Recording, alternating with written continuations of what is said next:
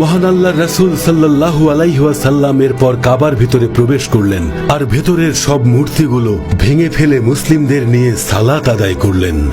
তিনি তাদের উদ্দেশ্যে বললেন, একমাত্র আল্লাহ ছাড়া আর কোনো উপাস্য নেই, তার কোনো শরীক নেই। তিনি তার বান্দাদের সকল সাহায্য করেছেন, তিনি মুশরিকদের পরাজিত করেছেন। হজ যাত্রীদের পানি প্রদানের মাধ্যমে পূর্বে সংঘটিত বিশাল ঘটনা এবং যুদ্ধ সবকিছুর অবসান ঘটে, আর মুসলিমগণ পবিত্র কাবা ঘরের নিয়ন্ত্রণ পায়।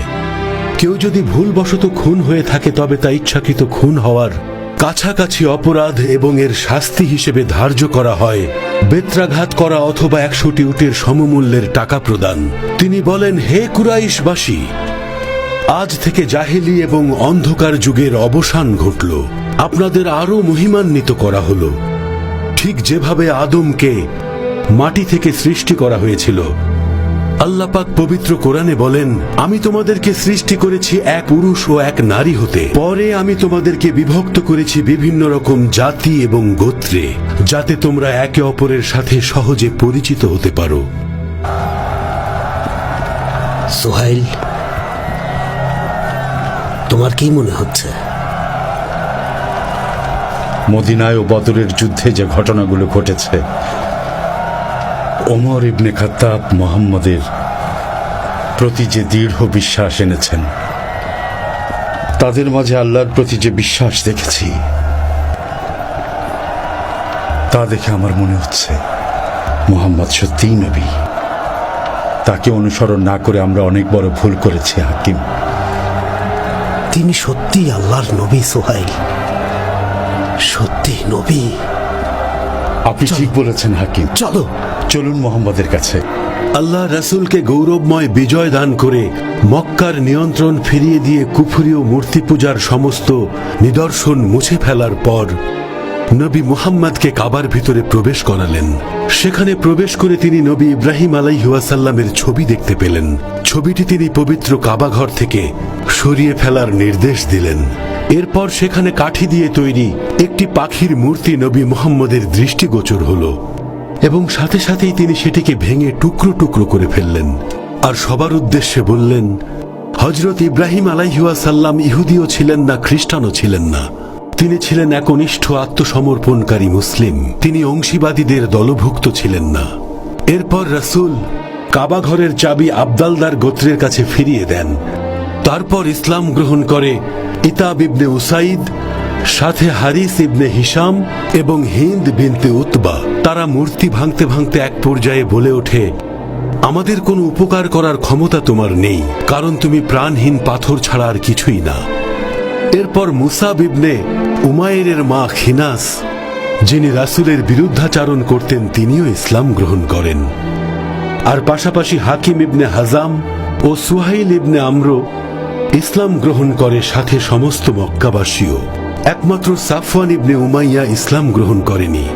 শুনুন ভাইয়েরা, খুজায়া গোত্রের একটি দল আহমার নামের এক ব্যক্তির হত্যার প্রতিশোধ নেওয়ার জন্য হুজাইল গোত্রের একজনকে হত্যা করেছে। আর এই ধরনের হত্যা পবিত্র ইসলাম ধর্মে নিষিদ্ধ করা হয়েছে। আল্লাহর রাসূল সাল্লাল্লাহু আলাইহি ওয়াসাল্লাম বলেন, আপনারা শুনুন মক্কাবাসী, আল্লাহ একই দিনে আকাশ ও পৃথিবীর সাথে মক্কাকেও সৃষ্টি করেছেন। মক্কার এই হেরেম শরীফ কিয়ামতের দিন পর্যন্ত পবিত্র থাকবে। সুতরাং যে ব্যক্তি আল্লাহ ও আখিরাতে বিশ্বাস করে তার জন্য হত্যা করা হারাম। বিনা কারণে একটি গাছ কাটাও নিষেধ। হত্যা আমি আসার পূর্বে কারো জন্য হালাল করা হয়নি এবং আমার পরে যারা আসবে তাদের জন্য হালাল নয়। এটা আমার জন্য হালাল নয়, এর জন্য শাস্তি পেতে হবে। তাই আপনারা সাবধান হয়ে যান, এই স্থানের পবিত্রতা নষ্ট করা যাবে না। আর যারা বলছে আল্লাহ রাসূল তো যুদ্ধ করেছে, তাদের বলুন, রাসূল অনেক কিছুই আল্লাহর নির্দেশে করেছেন যা আপনাদের জন্য প্রযোজ্য নয়। শুনুন খুজা গোত্রের লোকজন, এই মুহূর্ত থেকে আপনারা হত্যা করা বন্ধ করুন। হত্যা আপনাদের জন্য কোনো উপকারে আসবে না। আপনি কাউকে হত্যা করলে সেই পরিবারের জন্য দুইটি ব্যবস্থা থেকে একটি গ্রহণ করার সুযোগ করে দিলেন। নিরাপত্তা দিয়েছেন যখন তিনি তার স্ত্রীকে নিয়ে ইয়েমেন থেকে এসে ইসলাম গ্রহণ করেন। আমি ওনার সাথে কথা বলেছি এবং তিনি আমাকে কথা দিয়েছেন যে আপনার কিছুই হবে না। আল জাহাবারি নবীজিকে নিয়ে অনেক বাজে কথা বলেছে, এরপরেও তিনি তাকে নিরাপত্তা দিয়েছেন। এখনো কি আপনার হৃদয়ে তার প্রতি কোনো ভালোবাসা জন্মায়নি সাফওয়ান?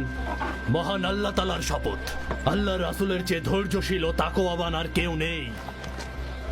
আপনি ওনাকে অনেক কষ্ট দিয়েছেন সাফওয়ান। আপনি তার অনেক প্রিয় সঙ্গীদের হত্যা করেছেন, এমনকি তার চাচাকেও। তবুও তিনি আপনাকে ক্ষমা করেছেন। আপনি পৃথিবীর শ্রেষ্ঠ মানুষের সাথে দেখা করতে যাচ্ছেন। রাসূল আপনার দিকে তাকিয়ে আছেন। উমায়ের বলছে আপনি আমার নিরাপত্তার নিশ্চয়তা দিয়েছেন। আল্লাহ রাসূল সাল্লাল্লাহু আলাইহি ওয়াসাল্লাম বলেছেন, সাল্লাল্লাহু আলাইহি ওয়াসাল্লাম। উমাইর সত্যি বলেছে। তাহলে আমাকে ভাবার জন্য 2 মাস সময় দিন। আল্লাহ রাসূল আপনাকে 4 মাস সময় দিয়েছেন। শুনুন মুসলমানগণ, একদল লোক আছে যারা বলে যে যারা হিজরত করেছে তারাই শুধু বেহেশতে যাবে। আল্লাহর রাসূল বলেছেন মক্কা বিজয়ের পর হিজরত হয়নি, কিন্তু তবু ইসলামের শত্রুদের সাথে আমাদের লড়াই চলছে। সে যুদ্ধে অংশ নিন।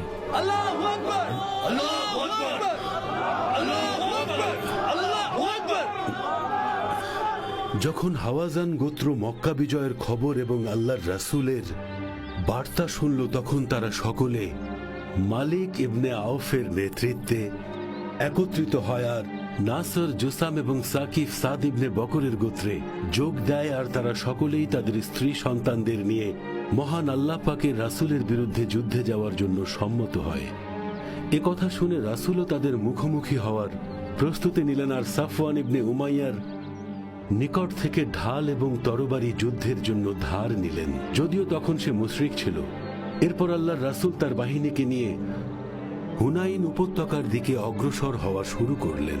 আর সেখানে হাওয়াজান গোত্রের বিরুদ্ধে ভয়াবহ যুদ্ধ সংগঠিত হল। যুদ্ধের পর হাওয়াজানের লোকেরা সবাই বিধ্বস্ত হয়ে পড়ে এবং তায়েফের দিকে পালিয়ে গিয়ে নাখলায় বসতি গড়ে। মুসলিমরা তাদের উপর বিজয় লাভের পর তাদের ফেলে যাওয়া সব জিনিস সংগ্রহ করে। রাসূল মুসলিম বাহিনীর নেতৃত্ব দেন এবং তাদের তায়েফ পর্যন্ত ধাওয়া করে শহরটি ততক্ষণ পর্যন্ত ঘেরাও করে রাখেন যতক্ষণ না শত্রু বাহিনী পুরোপুরি পরাজয় স্বীকার করে।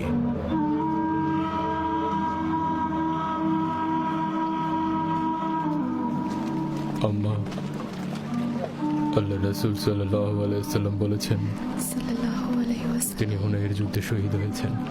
আল্লাহর রাসূল সাল্লাল্লাহু আলাইহি ওয়াসাল্লাম সেখানে উপস্থিত ছিলেন।